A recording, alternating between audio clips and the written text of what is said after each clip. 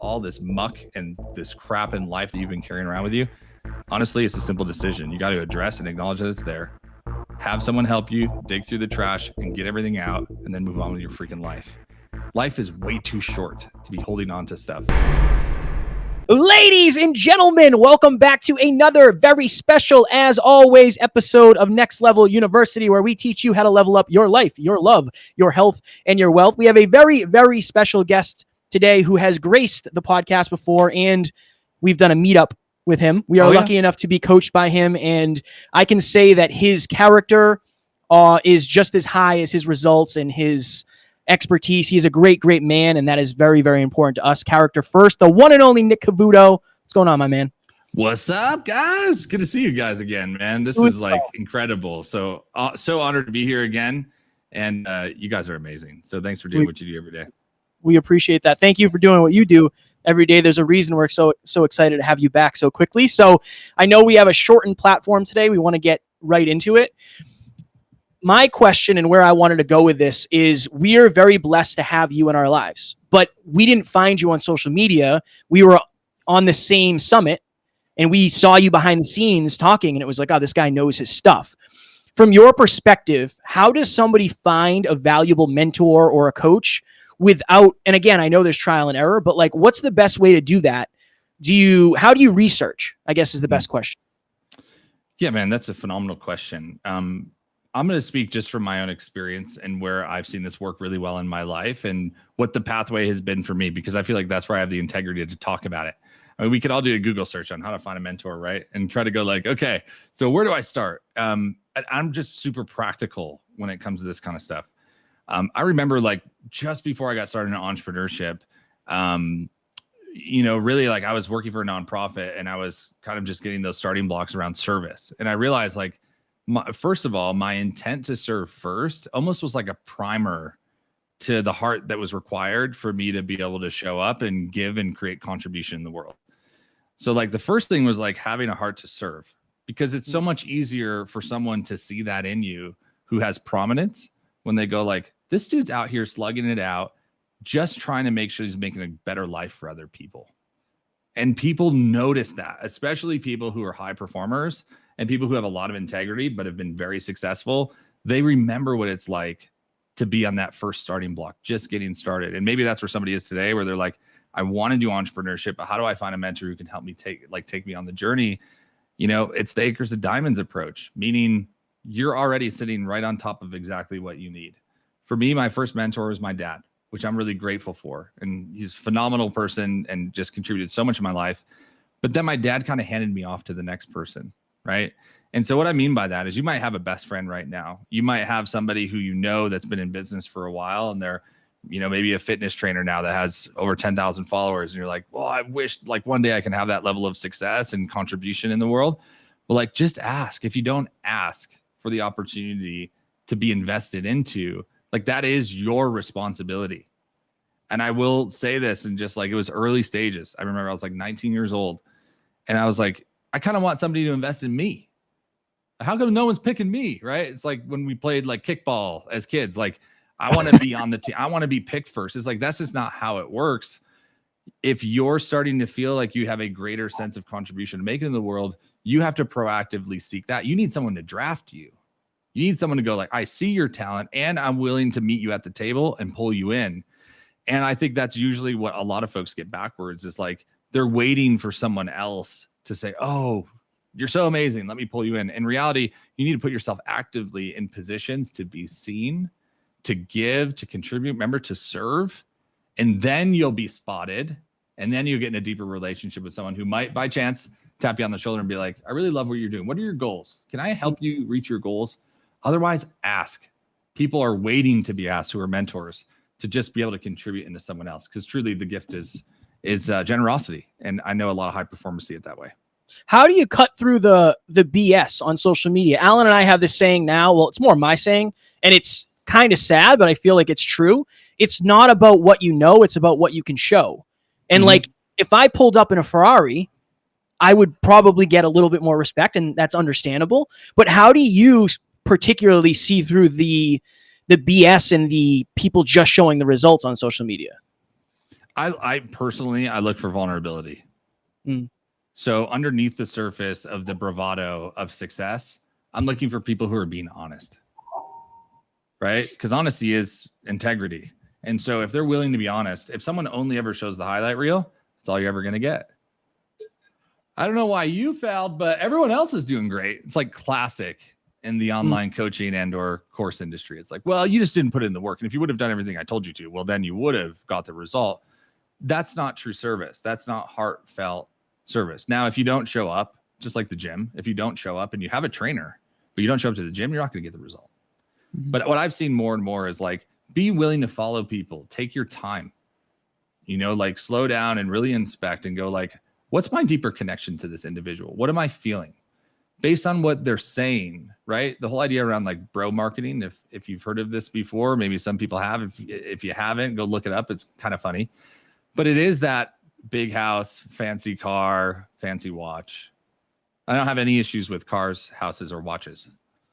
The thing that's challenging is they're creating a bit of a hierarchy that like I'm here and you're down there. So you need to get to my level. I don't see leadership as a pull like that. I see leadership as someone who's willing to get behind you and help push you forward. They shouldn't have to pull you up to their level. Think about it. If you're standing high and someone's underneath you and you have to reach down your arm and pull them up, that's so much more effort than if it was the other way around and someone was helping boost you up. So for me, it's posture, it's intent. Ask yourself the question, what is this person's intention by doing this post? Is it to create more expansive freedom? Are their values aligned with mine? Like, I don't know. I've done over $5 million in revenue and I've never had a Ferrari. It's not required to be successful, but it's required for people who typically have a pretty heavy ego to get the attention of others and to try to hijack attention through being flashy versus being foundational in their approach in business. Mm-hmm. Nick, one of the things I want to ask you is about mentorship in general. Why do you believe that mentorship is not more common? It's becoming more common. And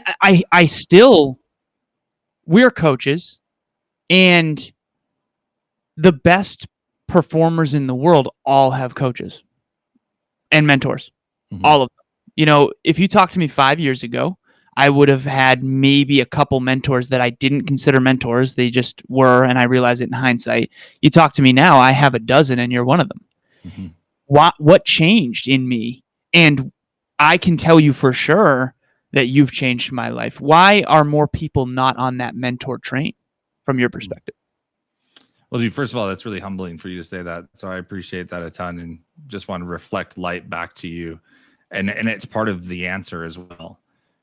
When you have a higher level of awareness of your divine impact in the world and what you feel God or your source or however someone may frame it for themselves, I believe it's God that establishes a deeper sense of calling, your commitment level goes up to winning and making sure. Why? Because it's not about you anymore.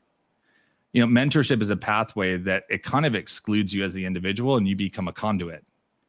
So now you're leveraging your mentor on the left and your community on the right. You're the happenstance between the middle going, I know that I don't have all the answers. And if you want to look this up for anybody who's listening to this right now, there's levels of competency, and you can look up the different levels of competency and see how this works. But basically on the foundational level, and I'm sure that a lot of us have seen our lives like this before, are basically where we're unaware of the things that we do not know. Mm-hmm. All right. Now think about that, right? It's like, I don't know what I don't know, right? We've all been there. I didn't know that I wanted to be an entrepreneur when I was 18. I didn't. And it took time and effort and energy to go like, you know what? If someone's going to make it, it's going to be me. In my family, I was the first kid to graduate college in my entire family and all my cousins and everybody else. That's a pretty cool thing. But like, it had to be me. Like, and I knew that, and I took personal responsibility of that. Right. So the first step is, I don't know what I don't know. And then as it goes up, it gets to the point of like, you have what's called unconscious competence, right? And that's, I can do it in my sleep. Your mentor can do it in his sleep. And you're at a state of where you don't know what you don't know. The minute that you realize I'm aware now, I know what I don't know, it allows that mentor to stretch down their hand and pull you up.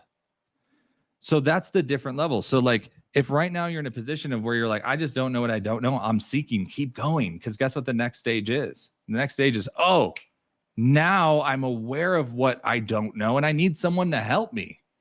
That's what allows someone to stretch down their hand and to help bring you to the next level. So I think for you, the stretch of mentorship, and specifically for you guys and where you're at in business, was that the level of responsibility for your calling increased, which allowed you to then ask for help. And a lot of times for people who are in business and for entrepreneurs, or if you have entrepreneurial DNA, asking for help is not part of like your core operating system. Why? Because you're a driver, a pusher, you'd like to get shit done, and like you're not afraid to be the person who does it. And asking for help has not always awarded you a great, return. When you realize that there's things in life that you just don't know that require someone else's experience to help, you get out of your own way and say, this is not about me. This is about the people I'm called to serve. And by the way, these mentors, that's what gives them great joy, because you're coachable, you listen, and you implement the things that they tell you to do. My mentor says it this way: don't be an ask hole. Don't ask for help and then actually do nothing. There's nothing that drives a mentor or a coach or anybody more crazy than that, of where it's asking without any application to the action. If you're going to ask, be prepared to deliver and give that mentor, give that coach the result that you found.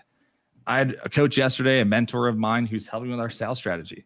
I talked to him at 4:00. I gave him a feedback by what I implemented by 5, like within, an hour.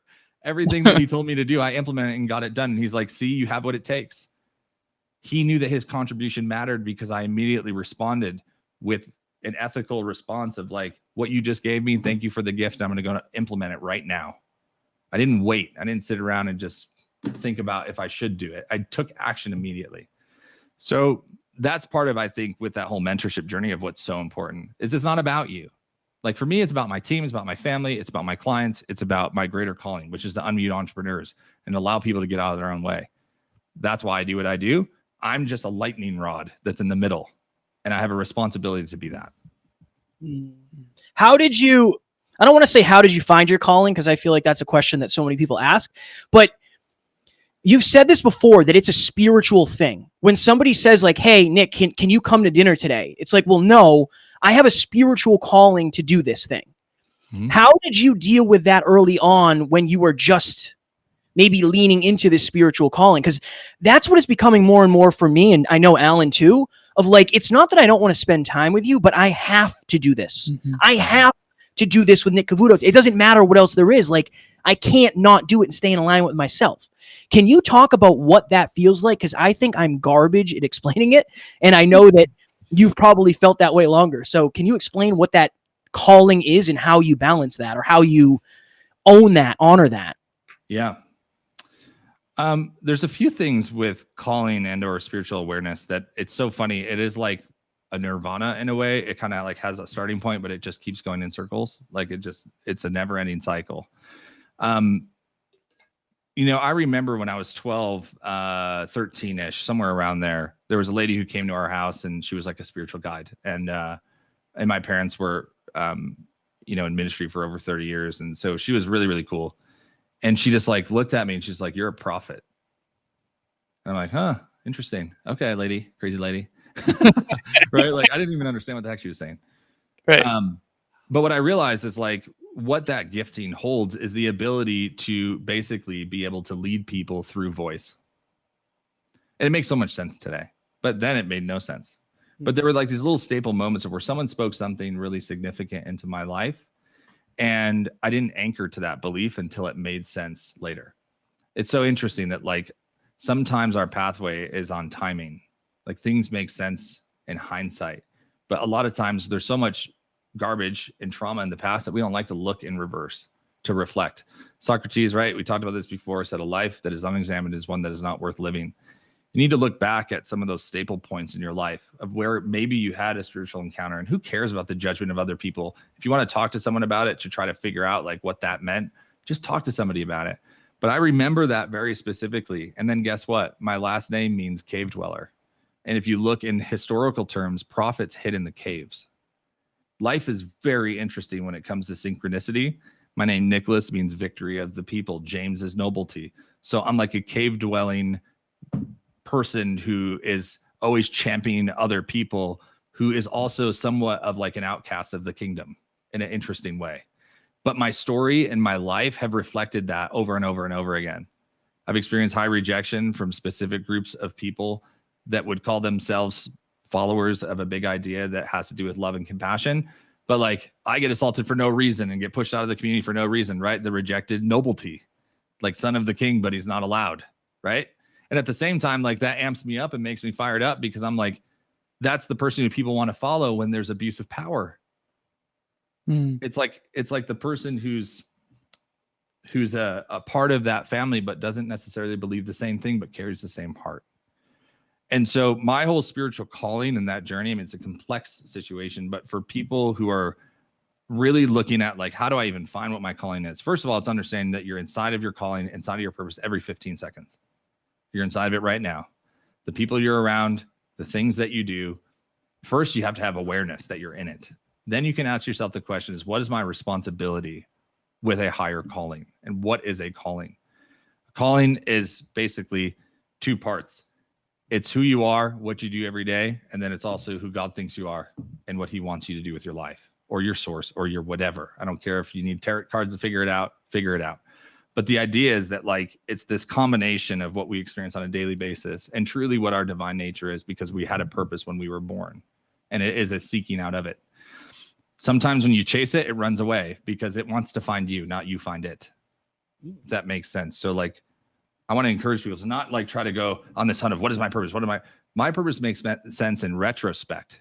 Trust me, it made zero sense while it was happening. All the horrible things that have happened in my life that I've learned an immense amount from, I can't go back to one of those scenarios like in the moment and go like, why was this happening to me? But I developed the confidence to go, for someday, for some reason, this is going to make sense. From my name to the crazy lady at 12, 13 who said what she said, my dad reminded me a year ago, you're an oracle. Like, just open your mouth. That's all you need to do.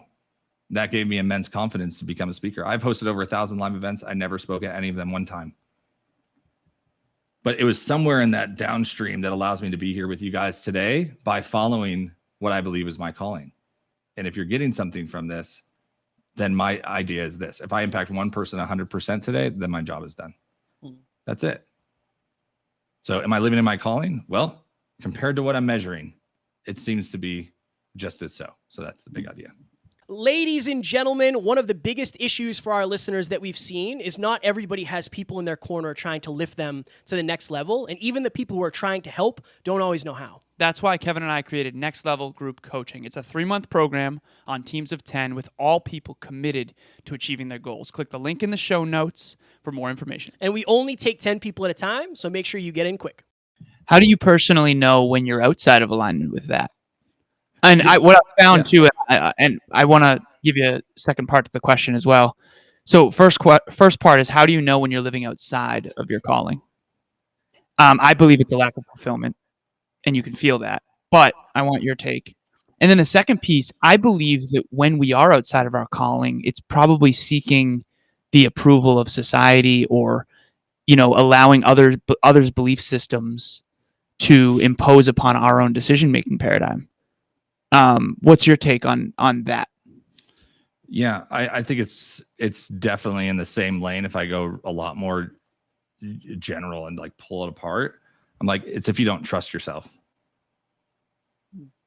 Right. So if you're seeking validation from anything else, if you can't answer the question, it is well with my soul, then you're probably in pursuit of your calling, but you may not be in it yet. And sometimes it's funny, like we go through a season of feeling like it's famine, like feast or famine, right? Like, oh my God, my life is freaking amazing. Business is great, versus like, I literally have nothing. And what the heck am I doing? And this was the worst idea ever. Sometimes we create patterns and behaviors and addictions and limitations in the famine that try to follow us into the season of abundance, of where everything is good again, right? And so we carry with us all the stuff from life. Life's dumpster is like what we're pushing, of all of life's circumstances and issues that have no place in that future or better reality of you.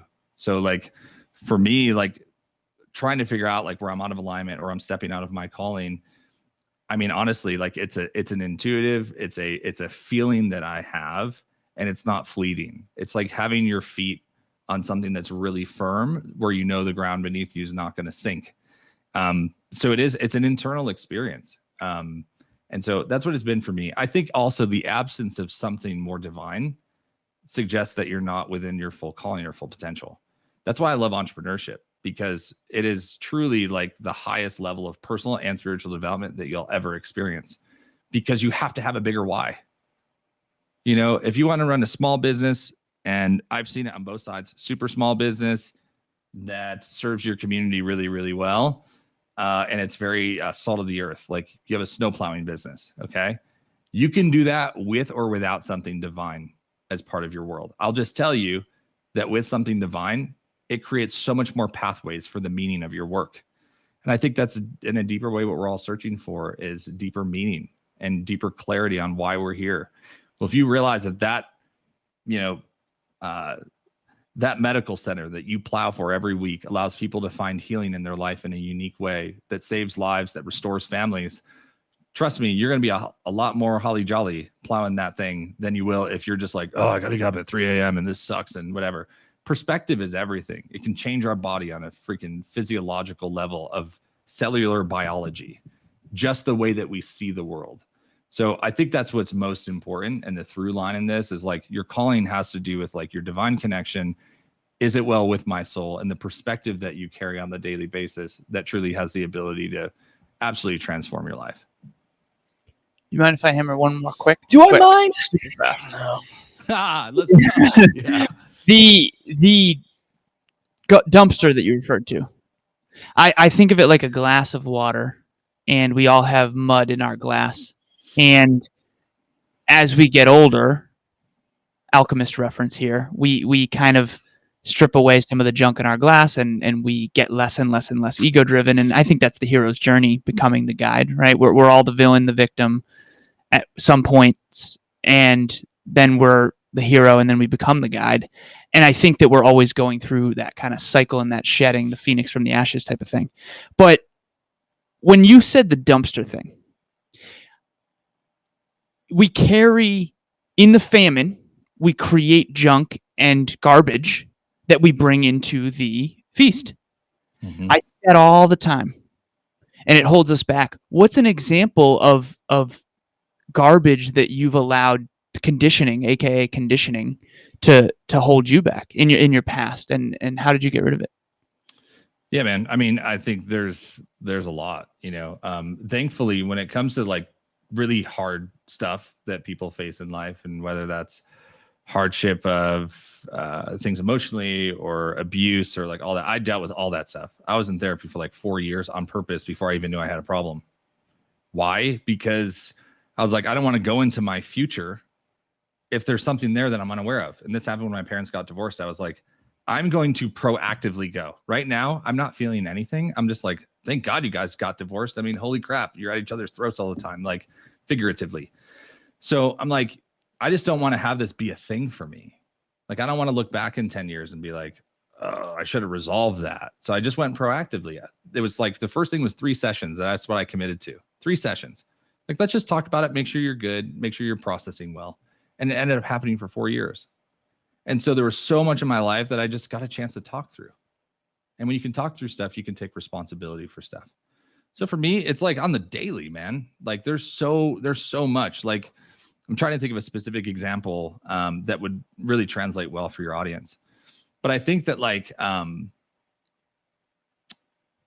probably where the largest fractures for me, relationships are so important. And there's probably a foundational element of feeling isolated, alone, uncertain.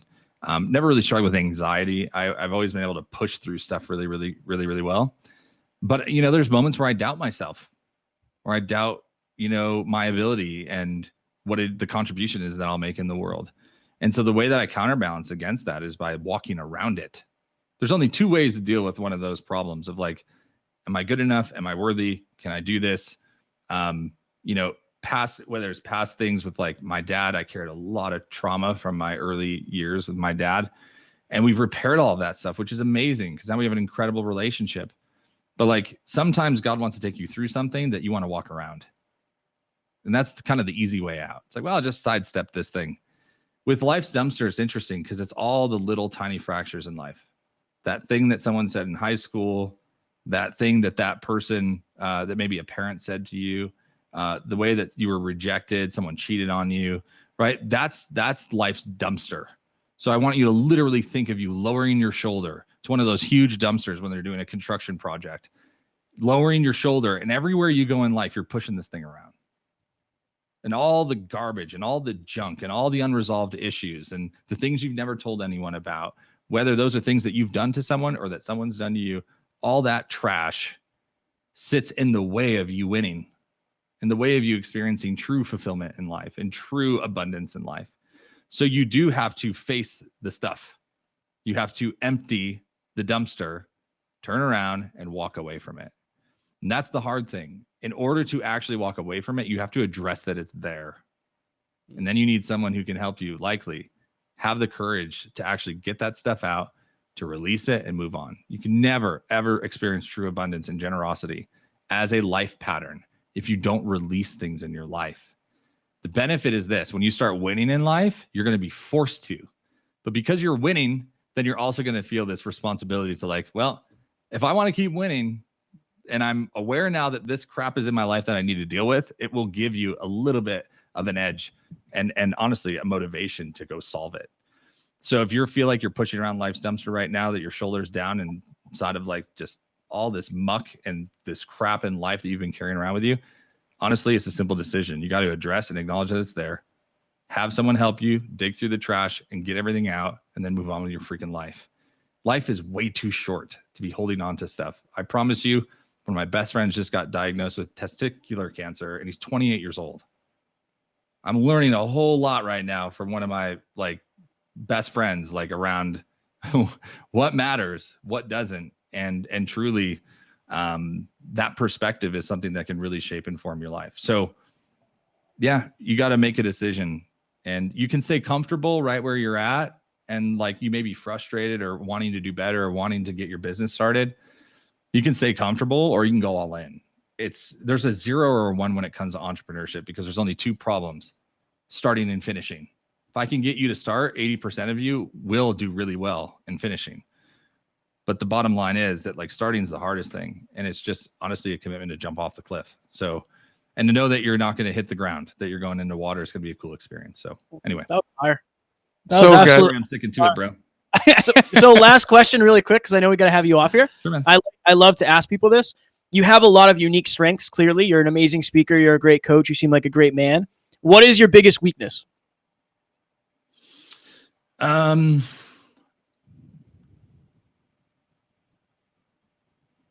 There's probably 2 that I see.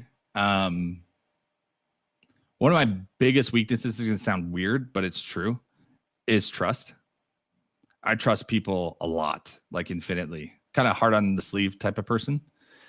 And I think that at times people take advantage of that, knowing that like, it's all good. You know, it's just Nick type of thing. Because I'm such a forgiving, easygoing person. I'm not going to change myself because of that of other people, but I do have to protect my nucleus and my energy a little bit better. And that's something that probably the last year that I've gotten a lot better at, but it's something that I'm being very aware of with a large growing team. The second thing I think has to do with holding others accountable. So it has to do with like follow through. If I ask someone to do something, if I'm collaborating with something with someone, when I say it, it's out of my brain. It's gone. Like if I give a directive on my team or a suggestion, if I do that, it's gone. It's kind of like when you buy the book. Like if you don't read it, it still feels like you read it. I don't have that condition, but it's very similar to that feeling of like, I did the first step, but now my assumption is step 2 and 3 are done. So I'm doubling down on accountability for myself, for my team, because I never lead people through things that I am not trying to solve on my own. And so accountability is huge. Follow through. Those 2 elements are really, really big. So yeah, you know, you earn a higher level of respect from people that you collaborate with when you hold them accountable to the things they say they're going to do. I'm too trusting And in addition to that, I am sometimes too non-confrontational to actually address problems for the greater good of others. The difference is, I think that what I've learned is like, it's not me being, aggressive with my team or frustrated with my team.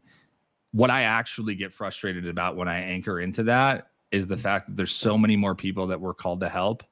And if anyone gets in the way of that, like they're either going to follow through on their commitment or like, Nick's bulldozers coming through. And I don't like doing that. So it's like, let's stick to the scorecard. And that's what we implemented in our business. And so for those of you who may have businesses that are starting to grow rapidly, they're called scorecards in the corporate world, but what I call them on my team is commitment cards.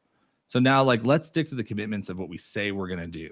And if we say we're going to do it, let's deliver on it. And if we have an issue delivering on it, let's ask for help. And so I'm developing in that area a ton, because I like to just run. Who's coming with me? If there's 1,000 people who say yes behind me, I'm going to hit that horse and run. And whoever's coming with me is coming with me, but I'm not going to spot check it historically. Now I'm going to go like, all right, let me count everybody and make sure they're all there. So it's kind of the thing that I've been really working on, is sticking true to commitments as far as with my team. And if they say they're going to do something, helping hold them accountable for the greater good of others. So those are the two big things. Nick, you're a naturally very accountable, integrous man, and I think you assume everyone else is. And trust me, I feel this has hurt me tremendously. This has hurt me tremendously as well, because we assume subconsciously that everyone else is taking full ownership. And you're also assuming that they want to be the very best that they can be every second of every day. And that trust factor is because your belief in people is so insanely high. And to be honest, your belief in others is beyond their current capabilities. And trust me, I have that. I resonated so strongly with everything you just said. And that is also my biggest weakness, both of those. And it's definitely linked to that.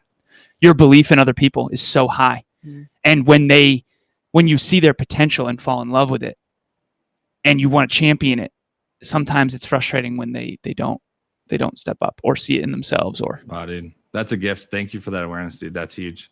And that is very right. So yeah, if you've solved that a couple, one or two ways, in addition, happy to have you shine the flashlight on the road, man. Because it's something I'm learning and quickly, but that's really powerful awareness. Thank you for that, man. Systems, brother. And I haven't solved it. I will spend the rest of my life solving it. But I do think leadership, culture, and systems. If you have the right leadership, the right culture, and the right systems, the key is systems, accountability on the systems, which you're already learning. As your team grows, this problem will perpetuate, because people will walk on you if you're not careful. You got to be, but again, I'm not your coach. I think it's so good. And I fully accept that. And all of our commitment cards and scorecards and KPIs, all that stuff that we call a commitment card, will all be done by next week. So that's a cool thing, right? Fast action. There's two things I'm really great at, and that's speed and implementation. Mm-hmm. And those things I know for sure, like that's where a lot of my superpower comes from, is like, if we're going to do it, let's do it, and let's go fast and let's get it done. So I'll let you know what we come up with, though. There might be some little nuggets in there. So for sure. And vice versa. Appreciate all you. The love, man. Yeah. Oh, we're going deep here. This is good. Good stuff, man. This is what it's all about, dude. I love it. I don't know if you know this or not, Nick. This is Next Level University. It's like that's what we try to do. You know what I mean? Let's go, dude. Yeah, drop it, man. I love it. Nick, where can people find you? We'll link everything in the show notes, but where can people find you? What do you got going on? At Nick Cavuoto on Instagram, nickcavuoto.com. 10yearbrands.com is a collective of, some of the best people in the world that I know who are in the brand and creative space, and also producers and interviewers. We help, entrepreneurs create daily content. And so that's where you can find us there. But that's basically it. Don't email me, just because my assistant, she does check all my emails, but I don't even have email on my phone anymore. Just hit me up on IG. I try to keep things really simple. Nick, one more tiny mirror. When you say tenure, a lot of people don't know what tenure means. So they hear you say 10-year brands. 10-year, like time length. Yeah. So tenure, I don't know what tenure means. Tenure. The reason why we created 10-year brands, like tenure, like if you work at a university for a really long time, you get tenure and you get to stay. Basically, they can't fire you. Right. The thing that I found about tenure that was really interesting was most agencies are very short-lived, right? So you're like, I'm going to work with this agency, and you work with them for 3 months, and then that's it, and you never return. our idea around an agency approach or a supportive approach when it comes to branding and content development was like, we're the ones who want to stick with you for the long term. Right. So our pricing is reflective of that, because we're like, hey, if we can make this as least expensive as possible so that your runway is really, really long. I mean, people can get started with us for $1,000 a month and we can create daily content for them. So if you go source that anywhere else, like, and you try to piecemeal it together or try to find someone to do it, it's like $3,000 to $5,000 a month. So you're getting that level of service, but we're looking for commitment, you know, people who want to be on the long-term journey with us. And that's what's really neat. But in the process, we're unlocking them, unmuting them, and that's what's driving higher revenue for their business and more fulfillment and all of those things. So yeah, TENURE. So tenurebrands.com. Yeah. We'll In the future, when you plug it, just make sure you say that. There's a lot of people. I got you, brother. We'll put it in the show notes. We'll put it in the show notes so you'll be able to find it easily. Heck yeah. Nick, we appreciate you. We love you, man. Love you too, So guys. grateful for you. Always a pleasure. Always. Always. Much love, guys. Thank Enjoy your you. weekend. You too. too.